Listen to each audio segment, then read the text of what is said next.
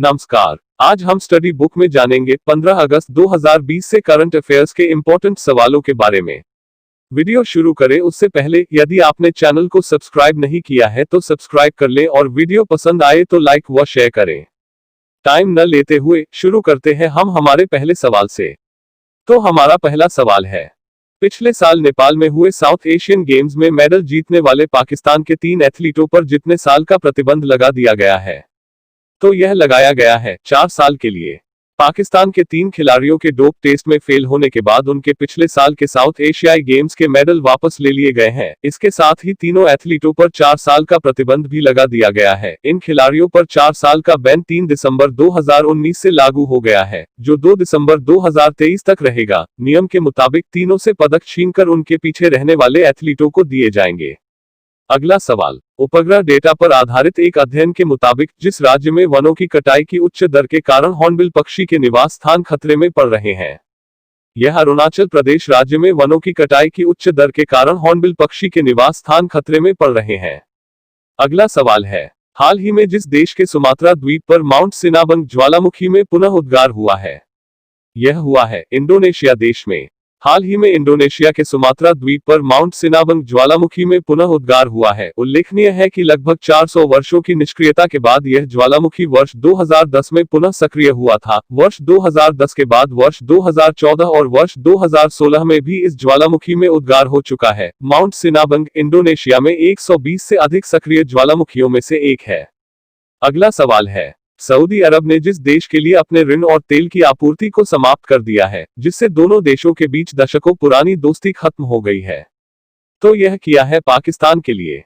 Saudi अरब ने पाकिस्तान से दशकों पुराने रिश्ते तोड़ने का ऐलान कर दिया है। सऊदी ने पाकिस्तान को कर्ज और तेल की आपूर्ति रोकने की आधिकारिक पुष्टि की। वहीं सऊदी अरब ने पाकिस्तान को 7,482 करोड़ रुपए कर्ज लौटाने को भी कहा। सऊदी ने पाकिस्तान को 2018 में 6.2 अरब डॉलर का कर्ज दिया था। इसमें से 3 अरब डॉलर पेट्रोलियम पदार्थ लेने व उसके भंडारण के लिए दिया था।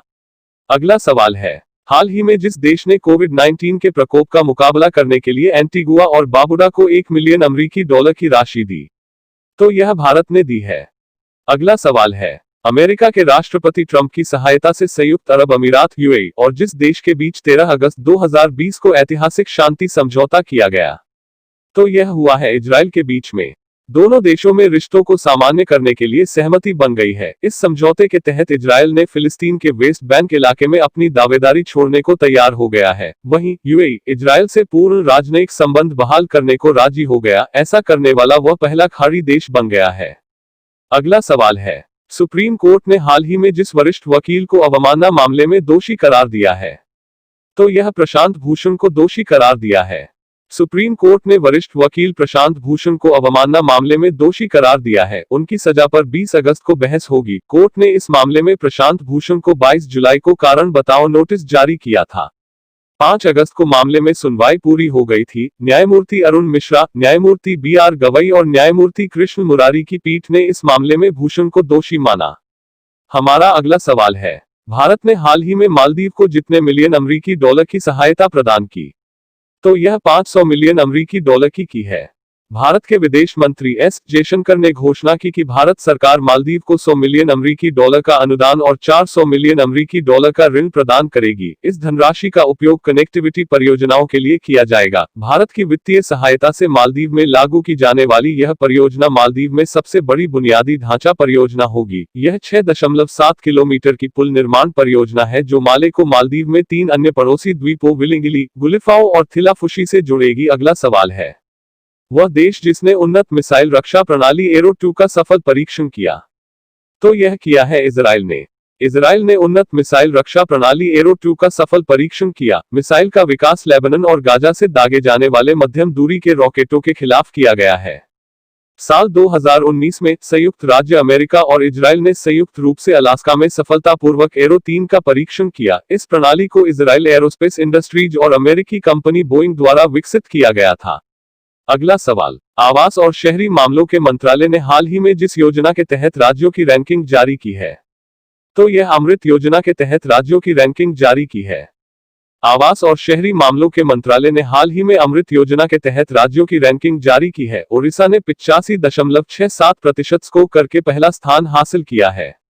इस योजना का उद्देश्य राज्य के शहरी क्षेत्रों में घरों में पाइप से जलापूर्ति प्रदान करना है। इस योजना का उद्देश्य शहरों में सीवरेज ट्रीटमेंट प्लांटों का निर्माण और हरित स्थानों में सुधार करना है। ओडिशा के बाद चंडीगढ़ 75.08% नंबर प्राप्त कर दूसरे स्थान पर है, जबकि तेलंगाना 74.04 नंबर प्राप्त कर तीसरे स्थान पर है। उसी तरह से गुजरात चौथे, कर्नाटक 5वें, आंध्र प्रदेश 6ठे, मिजोरम 7वें, मध्य प्रदेश 8वें, चंडीगढ़ 9वें एवं अंडमान निकोबार 10वें स्थान पर है।